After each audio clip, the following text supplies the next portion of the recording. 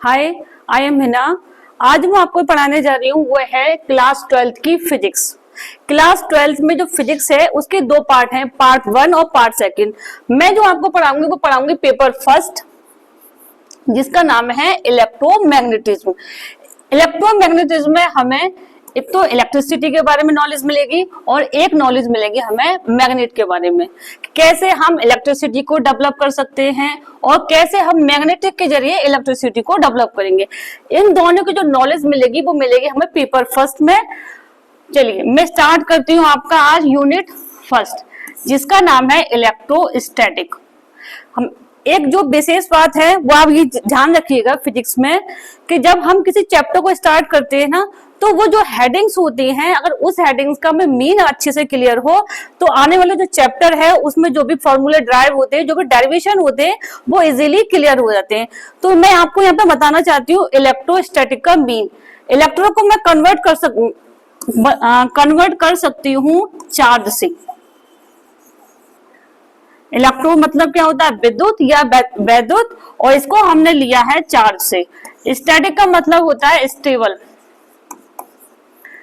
Electrostatic में हम पढ़ेंगे चार्ज एट स्टेबल। स्टेबल का मीन हुआ आपका रुका हुआ। चार्ज हमारा कैसा हुआ है, रुका हुआ। हम ऐसे भी कह सकते हैं चार्ज एट रेस्ट। जो हमारा चार्ज है उसकी पोजीशन क्या है, रेस्ट। वो किस पोजीशन में है, रेस्ट पोजीशन में। यूनिट फर्स्ट में जो आपके चैप्टर हैं वो है चैप्टर 1 और 2। यूनिट फर्स्ट में आपके कितने चैप्टर है, 2। जो पहला चैप्टर है उसका नाम है इलेक्ट्रिक चार्ज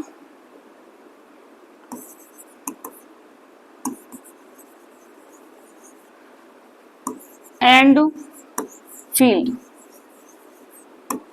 और जो सेकंड चैप्टर है उसका नाम है इलेक्ट्रिक पोटेंशियल एंड कैपेसिटेंस। तो आज मैं जो स्टार्ट कर रही हूँ आपका चैप्टर फर्स्ट स्टार्ट कर रही हूँ, जिसका नाम है इलेक्ट्रिक चार्ज एंड फील्ड।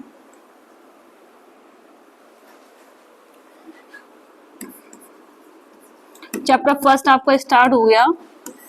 इसमें जो हमें नॉलेज मिलेगी वो मिलेगी, सबसे ज्यादा नॉलेज मिलेगी हमें इलेक्ट्रिसिटी के बारे में।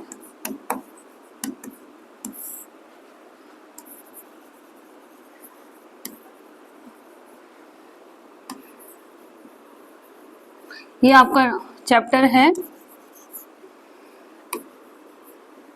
और इसमें जो फर्स्ट टॉपिक है आपका वो है इलेक्ट्रिक चार्ज। अगर आपसे कोई पूछा जाता है कि व्हाट इज इलेक्ट्रिक चार्ज, तो आप क्या आंसर देंगे? इलेक्ट्रिक चार्ज को हिंदी में हम कह सकते हैं वैद्युत आवेश। क्या कहेंगे इसको, वैद्युत आवेश। क्वेश्चन हमारा है what is electric charge. Electric charge क्या है? इलेक्ट्रिक चार्ज की डेफिनेशन बताने से पहले मैं आपको कुछ एग्जांपल्स दूंगी जो हमारे डेली लाइफ में हम सभी के साथ ही हुए हैं। जैसे कि जब हम स्कूल में थे ना, तो हम क्या करते थे स्कूल में या घर पर। स्कूल में तो हमने जो एक्सपेरिमेंट किया है वो किया है स्केल से। सपोज ये आपका एक स्केल है, हम क्या करते थे इस स्केल को अपने सर के बालों से रब करते थे, और रब करने के बाद कागज के छोटे छोटे टुकड़ों को जब इसके पास लेके आते थे तो क्या होता था, ये टुकड़े यहाँ पर इस तरह से स्टिक हो जाते थे, चिपक जाते थे। और कुछ टुकड़े ऐसे हुआ करते थे जो यहाँ से हटने लगते थे, दूर हटते थे, रिपेल करने लगते थे। और हमने अपने घर पे जो एक्सपेरिमेंट किया वो ऐसे किया है, हमने कोई कॉम लिया, कॉम को अपने सिर पे रगड़ा, और रगड़ने के बाद उसके पास भी हम छोटे छोटे कोई भी कण लेके आते हैं, मिट्टी के कण, वो बहुत छोटे छोटे से। तो क्या होता है, ये इससे अट्रैक्ट होने लगते हैं, चिपकने लगते हैं। ऐसा क्यों होता है? ये होता है, ये तो सभी ने देखा है, लेकिन ऐसा क्यों होता है ये किसी को नहीं पता होगा। पता होगा उनको जो इसके बारे में नॉलेज रखते हैं, जो जानते हैं हमारा इलेक्ट्रिक चार्ज क्या होता है। एक और एक्सपेरिमेंट शायद आपने किया हो, कोई बैलून है और इस बैलून को हमने रब किया और रब करने के बाद किसी भी हम वॉल से एक दीवार से किसी एक दीवार के पास इसको लेके आते हैं तो क्या होता है, ये यहाँ पे चिपक जाता है, ये बैलून यहाँ आ जाता है। ऐसा क्यों होता है? इसका जो रीजन होता है वो रीजन होता है आपका इलेक्ट्रिक चार्ज।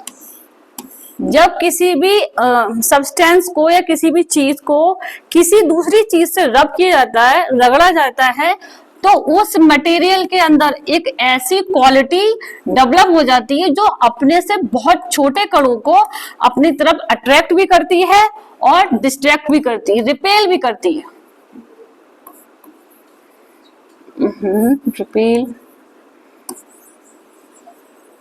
रिपेल भी करती है।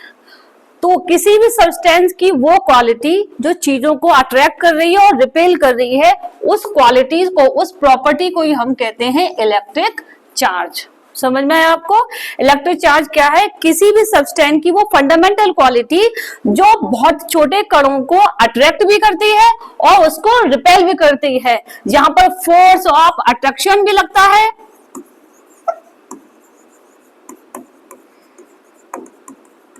और फोर्स ऑफ रिपल्सन भी लगता है। तो उस क्वालिटी का नाम है हमारा इलेक्ट्रिक चार्ज। अब इलेक्ट्रिक चार्ज की डेफिनेशन कैसे देंगे हम?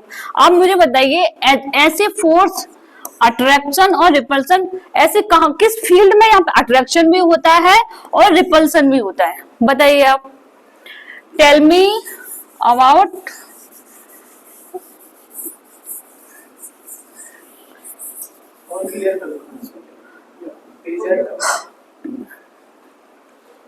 देखिए, हम जानते हैं एक तो होती है हमारी इलेक्ट्रिसिटी या इलेक्ट्रिक और दूसरा होता है हमारा मैग्नेटिक।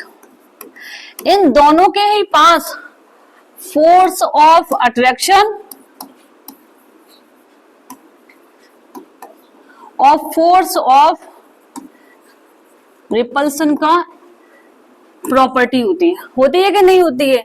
इलेक्ट्रिसिटी में क्या होता है, जब भी हम किसी भी वैद्युत उपकरण के पास जाएं और जहां पे कोई वायर हो और उस वायर के हम स्विच में हाथ अगर लगाएं तो क्या लगता है हमें, वो हमें अपनी ओर अट्रैक्ट भी कर सकती है और इसको हमें धक्का भी दे सकती है।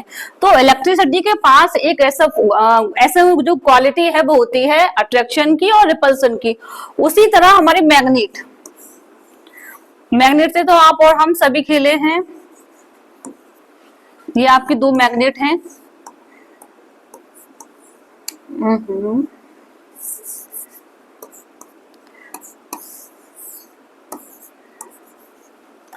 अगर हम दो मैग्नेट को पास पास लेके आते हैं, अगर इन दोनों के जो दो डायपोल हैं सेम होते हैं, तो यहां पर क्या लगता है आपका? Force of repulsion.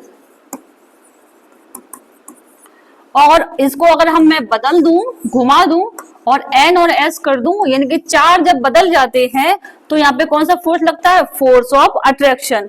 तो फोर्स ऑफ अट्रैक्शन और फोर्स ऑफ रिपल्सन जिन चीजों के पास होता है उनको हम कह सकते हैं इलेक्ट्रिक और मैग्नेटिक।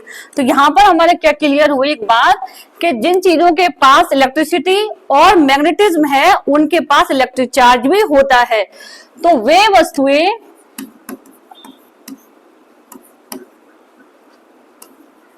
जो चुंबकीय और वैद्युत प्रभाव को उत्पन्न करते हैं या अनुभव करते हैं,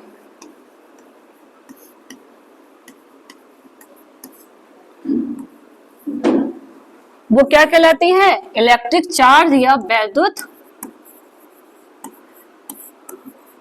आवेश।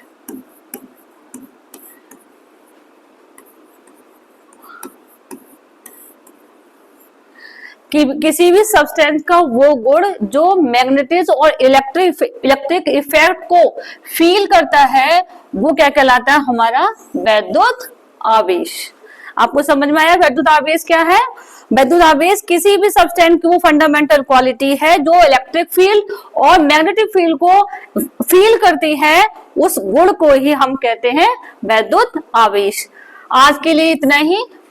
आपको शायद क्लियर हो गया होगा वैद्युत आवेश क्या होता है।